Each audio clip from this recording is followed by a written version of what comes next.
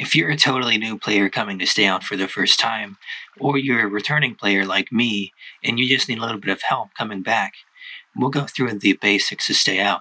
When you load up the game for the very first time, you'll find a server list in which you should really pick your preferred server. So Russian, European, American, whichever one you want to pick. It tells you the server load just in case you need to know that. And then you go on to customize your character. Now, whenever you customize your character, well, it just lets you change a few things: your hair, your eyes, your clothes. There are a few different default options you can pick from. It's nice to have, and it lets you have a little bit of individuality. So, once you're done with that, go ahead and load into the game, and you'll have an option to play the tutorial. And the tutorial is only about 10 minutes, I would say, and it gets you used to the very basics of the game: how to walk, how to move, how to vault over objects, how to use your inventory, how to follow quests, how to talk to people.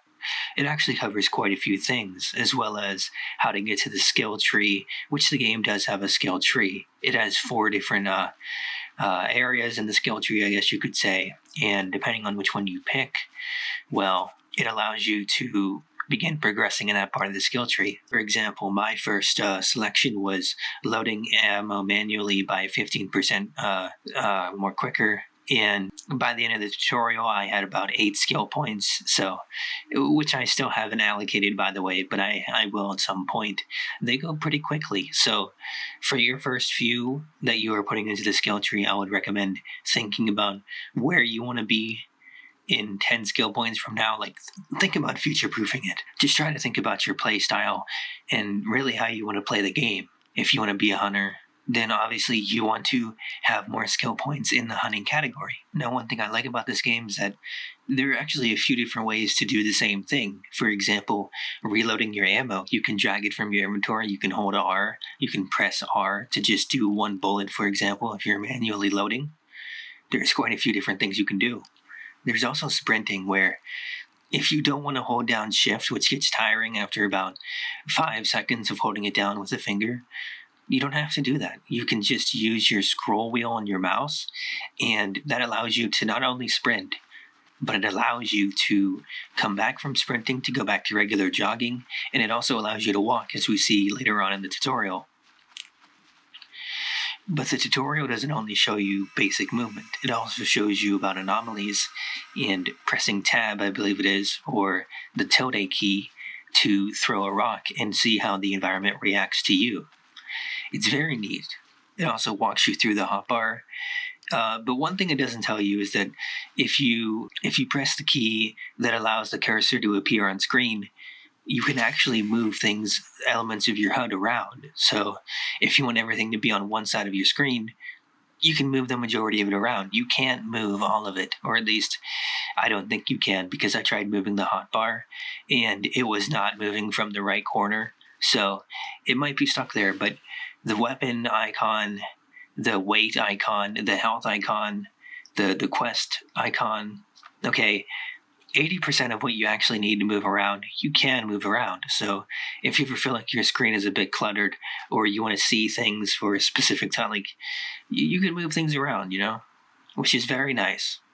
Although they don't mention it, so you have to really experiment to see what happens. Once you get to the Zelenogorsk village, you'll begin to learn a little bit more about the game, mostly about quests and how those work. But you will, for example, try to find herbs that you have to give to the doctor, which can be a little hard.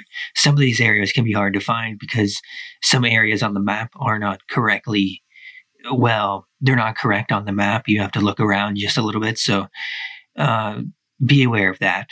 One great feature of this game is cooking, and it attempts to show you that early on in the game, because at one of the guard posts, the guard asks you to cook some meat, and it's relatively easy. Okay, you just get some fuel, you get some meat that you've gotten from maybe from the guard himself, actually. I'm not sure where he got it, but you get some meat and some wood, and you make your campfire and you set it down. So this part here is pretty basic. Okay, you're not doing anything with the meat, but depending on what you kill, what mutant you kill, where you get it from, what you combine it with, because there is actually a whole system dedicated to this. Okay, it's not just a couple different pieces of meat. Okay, you can make recipes, and depending on what you combine in that recipe, you can poison yourself. You can give yourself some benefit. Like it's a whole thing. So if you ever feel like you have some random items in your inventory, maybe some flowers, well, try combining them with some meat and see where that gets you, because there's a few things you can do with flowers as well. If you can't sell them, which I mean, if you're that hard up for money, I'm sure there's some side quests you can do. But there are plenty of things you can combine and craft in this game. So the crafting in this game should not be ignored. There are plenty of things you can do with it. Not to mention, if you find the lesser components that somebody is selling, for example, if the doctor is selling little bandages, not the actual band, you can combine it with the peroxide and actually make it yourself instead of buying the whole thing. So it saves you the hassle of having to make it yourself. However, you are paying for that convenience. So you have to think about it. Do I want more money, or do I want to just wait for a few more seconds, maybe a couple more minutes? Because I mean, honestly, it's as much time as you want it to have. If I want to sit by a campfire trying to get meat for recipes for the next 30 minutes, I can do that. You can do whatever you want in this game. It's like I said, some of the side quests are definitely a little tricky, especially in regards to some of the information they have. Depending on which server you join, I joined the Russian one because it had the most load at one point. So that at least meant there would be more activity, more players, more PvP, hopefully, and not just me playing the game, because on the American server, there was like literally nobody there. But whenever I joined the Russian server and it made me start over for the first time, there were other people there. Like before even making it out of the village, I made at least 2 or 3 friends. People were constantly there. It makes the world seem alive. It's quite a small thing, but like having other people in your server with you in a multiplayer game, it's pretty cool. Okay, I know the game doesn't have much going on for right now. There's like a few hundred players at any given point because nobody's playing the game. But if you are playing the game, don't give up on it. Give it a chance and see where it takes you, because it is very immersive. It might not come from the best AAA or quadruple A studio, okay, but it has love and care put into it, for sure, at the very least. Even if some of the quests might be frustrating because you don't know where to go, or you've searched the entire area 10 times over, you might have to find a guide on YouTube to figure out where exactly you need to go, and you're like, oh, I totally missed that. It happens, okay? That's not unique to this game. There are so many games out there that have done that, whether on purpose or accidentally. Ultimately, the bigger goal is, I guess, well, getting better armor, getting better weapons, exploring the map, becoming a stalker, I guess. But there is a story in the game, okay? At the beginning, you just sneak in with your guide, and then your guide betrays you or something. It's a little bit different now, but you still talk to him as you make your way to Lubeck for a little bit. Now, I know that reading some of these things the characters say, their dialogue, okay, it's not the best. It's not translated really well, okay? It might not make the most sense, but keep in mind this is a foreign company, okay? These are foreign developers. I understand that nowadays they can run it through AI. They can use Google Translate, okay? They can hire an interpreter to say, oh, well, we want to say this, this, and this, but they're going to do it for free, okay? They're going to machine translate it, and that's it. But even with machine translating, they could go back through nowadays and redo these prompts, because some of this stuff sucks, man. Some of the time, like 70% of the time, you can hardly tell what they're saying. You don't, so you just click through it, and if this has you going somewhere, like if you're doing something because of what this character is saying to you, and it's almost complete gibberish, you're like, what is this? What do I have to do? But thankfully, the actual like quest part, the actual task part is fairly straightforward. It's like a single sentence. It tells you what exactly to do, where to go, at least generally. So If you don't want to get hung up in the lore and reading everything that the characters say and you skip through it like some of my friends do, it shouldn't matter that much. That being said, though, if you don't want to read everything they say, if you want to talk to all the characters, get some flavor text going, it can be a little hectic, okay? But it helps to establish the immersion, the world building, and I personally don't regret it. But you do have to have a good bit of patience to do it. So keep that in mind going forward. The tutorial and village do give you a little bit of a glimpse into the faction system, into the familiarity. And the familiarity is just how well you get on with different characters, if you do quests for them, that sort of thing. But each character, the majority of the characters are in a faction. For example, the House of Culture Hucksters in Lubeck. They're kind of like bandits, I suppose. The Union.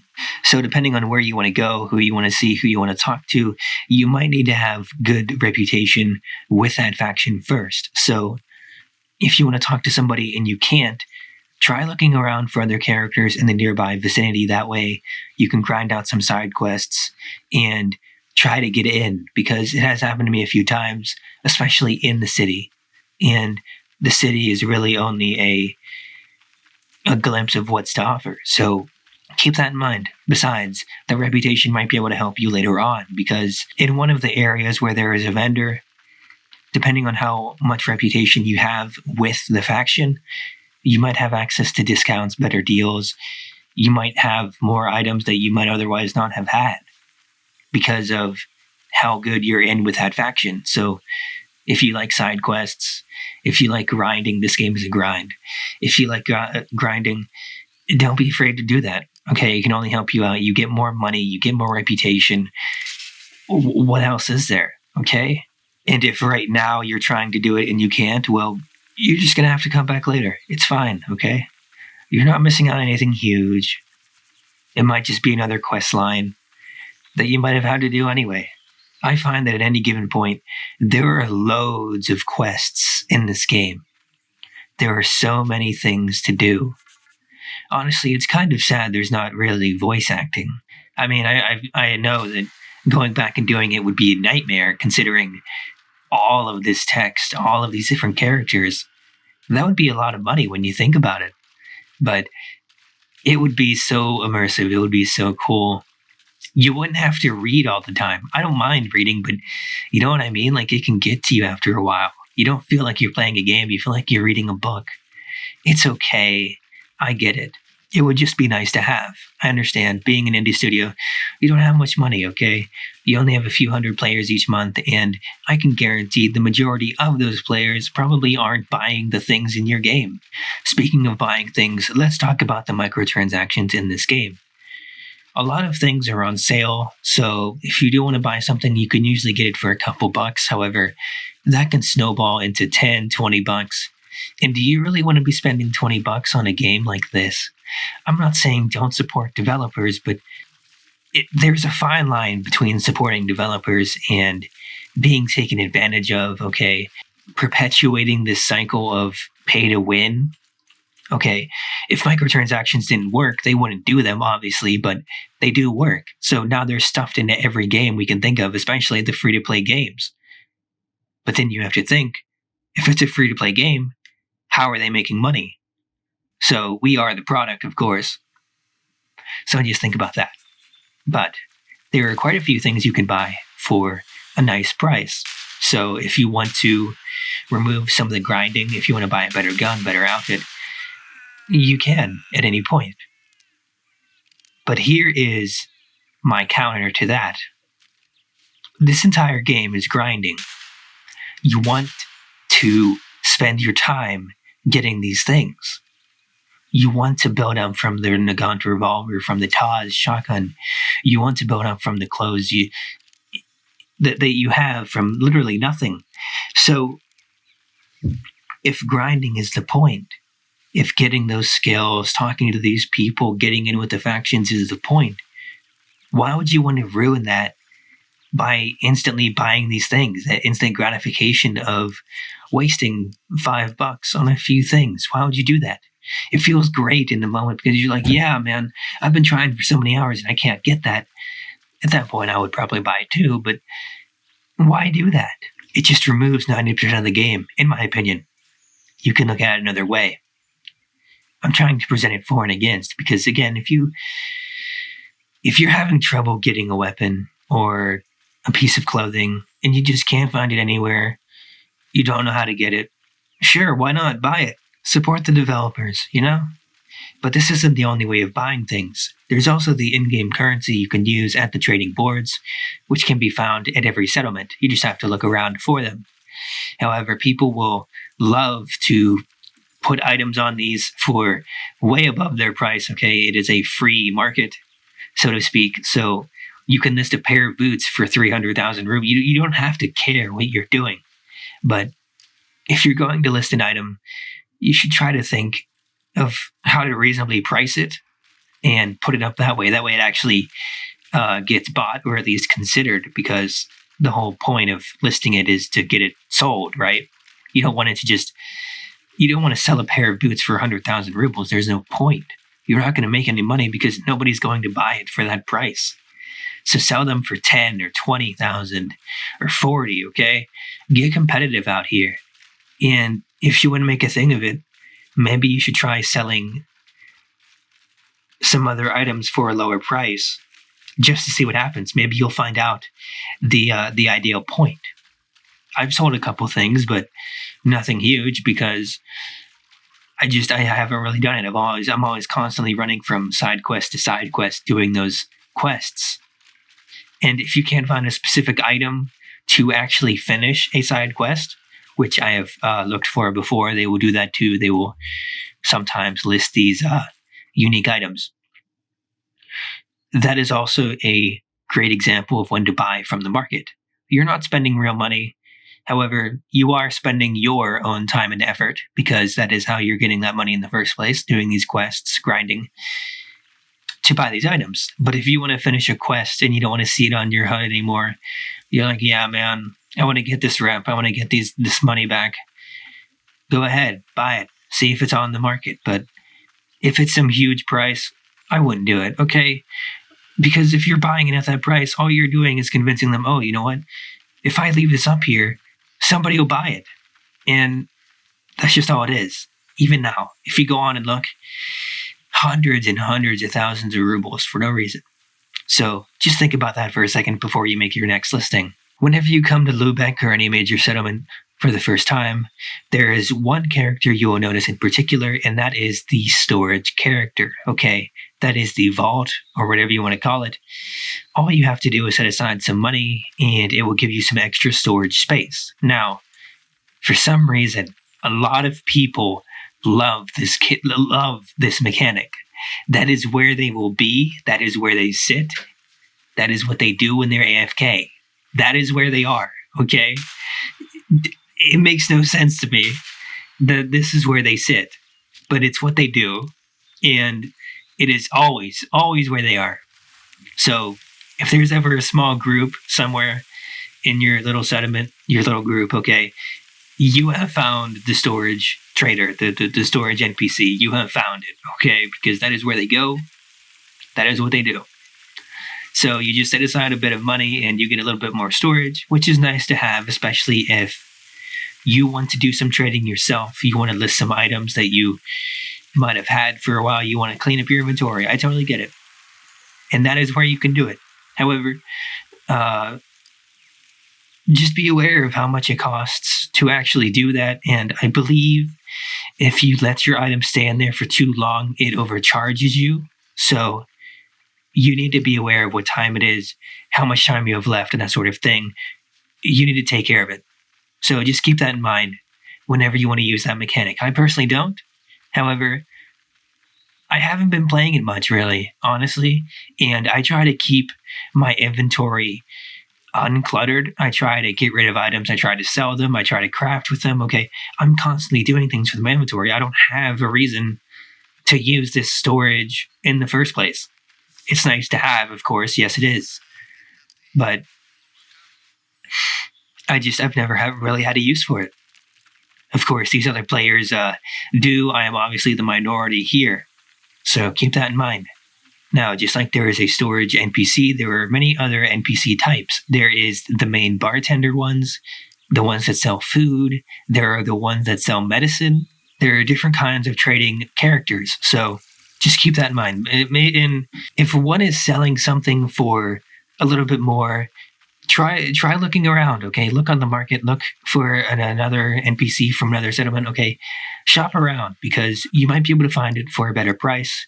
And I also heard that depending on what time it is or how many players have bought a certain item recently, that there might be surge pricing. I don't know how true that is. It kind of just sounds like a rumor to me, but be aware of that because that could potentially be happening. I don't know how true it is. I'm not sure it is true, but it could very well be true. So try to remember that. I would advise upgrading from the Nagant revolver as soon as possible because you don't want to keep manually reloading this thing. You don't want to have to keep switching to your Taj shotgun or to your knife or to your fists because reloading it takes too much time. Sure, you can just stand there and let the enemy keep hitting you in place and then shoot it, which a lot of people do because when you're moving around, it moves with you and tries to follow you. So if you just stand still and tank the couple extra hits, you can just shoot it dead right in front of you. You shouldn't be able to do that. It's a little bit of an abused thing to do, but people do it. I certainly have done it. And it's nice to be able to do, especially when you have a lot of med kits and bandages and you don't have to worry about it, but you shouldn't do it, okay? You should ideally be playing the game. You shouldn't be fudging it. You shouldn't be cheesing it, okay? You should be playing the game, not climbing on top of things so that things can't get you, okay? Standing there so they can tank. Play the game, man. But yeah, I would advise upgrading from the revolver as soon as you can. One of the most popular options is the TT pistol, the TT-33. However, any actual semi-automatic pistol that takes a magazine that you don't have to manually load, I would pick because the revolver gets a little bit crazy, especially when, like I said, you're in combat, you're fighting somebody, you're fighting mutants, and you need to reload, and you can't. At least not in time. I know some of the skills allow you to reload manually a little bit quicker, but it doesn't help, okay? You're talking about 7 rounds. That takes at least 15, 20 seconds to reload this thing fully, okay? 10, 15 seconds. Come on. 10 to 15 seconds in a fight. You can die in that time. You could die twice in that time, all right? That is a lot of time. Just like the village in Zelina Gore showed us, if you keep grinding for these factions, doing these side quests, you do get things besides reputation and money out of it. You will get sometimes rare items, sometimes common items. They will give you guns. They might give you armor, okay? So there are plenty of reasons to keep doing these side quests instead of just grinding it out, trying to get to the next area to see what the next area has. I get it. I have curiosity too, but you can only really stay out once for the first time, you know what I mean? You can only experience these areas once for the first time before you know them like the back of your hand. I certainly know the outskirts and Lubeck like the back of my hand, going back to Gourmets enough times. And it can get a little old, you know? But, so yeah, you can only experience it for the first time. So my advice is take your time, have fun, play the game. And if you're having trouble in a particular area, you can't get past it, there's too many enemies, make some friends. That was the entire purpose of me going to a bigger server, so I can make some friends. I can invite them to my group, and we can explore the world together. You know, we can work together. You can ask them for help. You can text to them, or you can invite some friends yourself onto the game so that you can play together like we did. That way, you can go through these areas together, and you won't have to worry about as much trouble because you have your friends there with you. Try to keep an eye on your icons by your health. If you, for example, if you just buy packaged food, canned food, it doesn't give you as much saturation. It doesn't leave you as satisfied as actually cooking food, making it in a recipe. And that makes sense. You should have to spend your time to make actual food that you will enjoy regardless, instead of eating out of a can. But there are other things that applies to. I believe if you use too much radiation, too much medkits, you can get sick from that. So you need to be careful of just how much you're ingesting, what you're doing, how much water you're drinking, how much food you're like. You need to just be aware of the icons.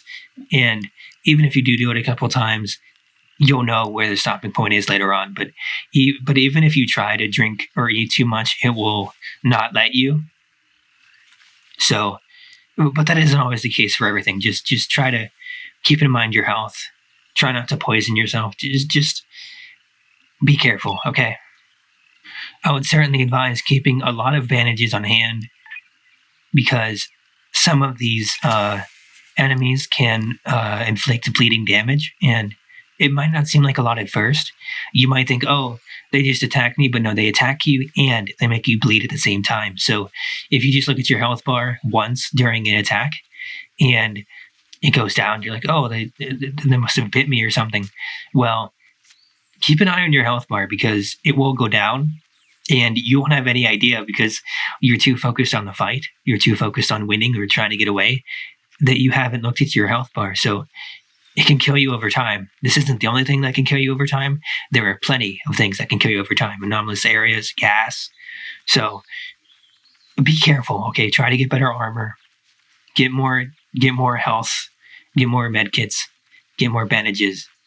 Stay on top of everything. That way you won't die as much. You won't lose as many items. And by the way, if you die in PvP, or if you die at all, the punishment system, how it works is you will lose a couple of random items from your inventory. Never any quest items, I don't believe. It is not that bad, but some items that you might have wanted. So some ammo, some medkits, some bandages, like I said. And depending on what these items are, it's really just RNG. It's random out of your inventory. So it could be a very expensive item. It could be nothing at all. But try not to die as much. And if you do die and you keep going back to the settlement, it will put a limit on your health if you do certain things. Or if you can also shoot the guards at the towns. So don't do that, because if you do that, they will keep killing you. They might actually bar you from the town for a certain period of time, or permanently. I don't know, but don't do that, because at the very least they will kill you. And you'll have to worry about getting your full health bar again. Not to mention, well, going back into the town itself in the first place, especially if it's the only one around. So don't do that. I get it. It might have been on a mistake, but don't do that, because they will kill you. Artifact hunting is pretty cool with a magnetic grip device. All you need are a few batteries to power it on. You need to be nearby an anomaly, and you just turn it on from your inventory and you'll be able to see if there is an artifact nearby. If there is, all you have to do is bring it closer to the inner square and then press start with your cursor. After that, the bar will move over to the left, and all you really need to do is just use your arrow keys or your numbers. And once you input 5 correctly, you will be able to get the artifact without stepping into the anomaly in the first place. So they've got their own little take on it. It's almost like a detector, but it's a little bit different. It's a little mini game, and it's very cool. You need to keep an eye on the battery, because keeping it on drains the battery pretty quickly. So if you're struggling putting in your combination, whatever it is, you can't get over the keyboard quick enough. I get it. Okay, it's happened to me. It'll drain the battery. And I believe there's only a set number of attempts before you get locked out or you cannot get the artifact. But don't quote me on that. However, I would suggest not wasting time and trying to get the combination on your first or second try, because not all of these areas are safe to be in when you're standing there. You might be like, oh, I'm not dying instantly because I haven't stepped into the anomaly. It might be in a gassy area, okay? It might be in a thermal area.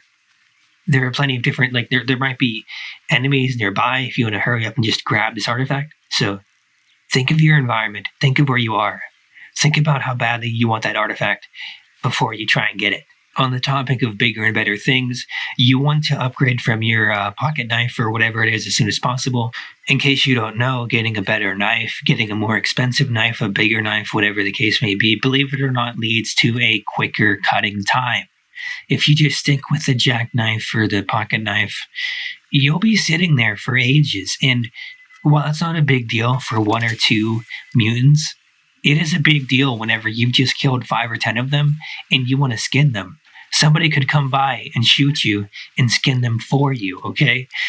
More enemies, more mutants could come by and kill you while you're in the process of skinning, okay? It's a long process, and if you just spend the money to get a better knife, you won't regret it. It might be expensive at first, but it definitely pays off because those precious seconds are worth it. Like I said, with an Agat revolver, you don't want to be spending all this time sitting there like a duck, okay? You need to be mobile. You need to be moving around. You need to be constantly scanning your environment, seeing what's going on, being aware. Not to mention, if you're impatient, a better knife helps with that too. Now, if you're getting frustrated with a quest because you can't find these specific items, for example, a mechanic quest where you need to find 3 things to get in good with a mechanic in Lubeck, come back to it, okay? Go talk to some other characters. Go relax at the bar. Listen to the music there, okay? And just chill for a second. You don't have to do it. You can always come back later. You can always come back later, okay? So just don't worry about it. It's not a life or death thing. And if you're having trouble with it, like I said, there are guides you can find. There are plenty of different avenues to help you finish these quests. Now, on the clans, I heard a while back that clans have taken up a lot of territory, that if you're into the mid-game of Stay Out and you want to buy a territory, it might be hard to do that. There are plenty of different things you can add to your territory, which are very cool to begin with. However, you need, I believe, it is 100,000 or 1,000,000 rubles to even start a group, your own little faction, in the first place. So you're going to need a lot of money to even have an area of your own if it hasn't already been claimed. I'm not sure exactly how this works. If a faction hasn't touched their area for so long, it might go back up for bids, but I don't think that is the case. I think you're just going to have to get lucky and find an area that hasn't been bought already. However, getting to 1,000,000 rubles in the first place is the achievement of its own. So if you don't have a bunch of friends, if you're not already in a clan, it will take you a while to get to that money. So I don't know, maybe you have a bunch of friends watching this with you and you're like, yeah, man, we're going to pull our money together. We're going to get a clan going. We're going to buy an area. We're going to put so much stuff there. Go for it, man. But for the loners out there like me, it'll take a while, okay? If you want to have a little area all to yourself that you can call yours, go for it. There are other things you can do with clans. That is definitely the main one. Before starting your own, I would suggest joining another one just to see how they work before you actually go in headfirst and buy it yourself. And you've got to be careful because if you want to start PvP by just randomly shooting people, you might shoot a clan member. And depending on how that clan works, okay, you might have just pissed off an entire clan because you wanted whatever random items this guy was going to drop for you, okay? So is it worth a piece of bread and like 5 rounds of ammo? No. To piss off an entire clan, you have to look over your shoulder and whatnot. Don't do that, man, okay? Just be careful.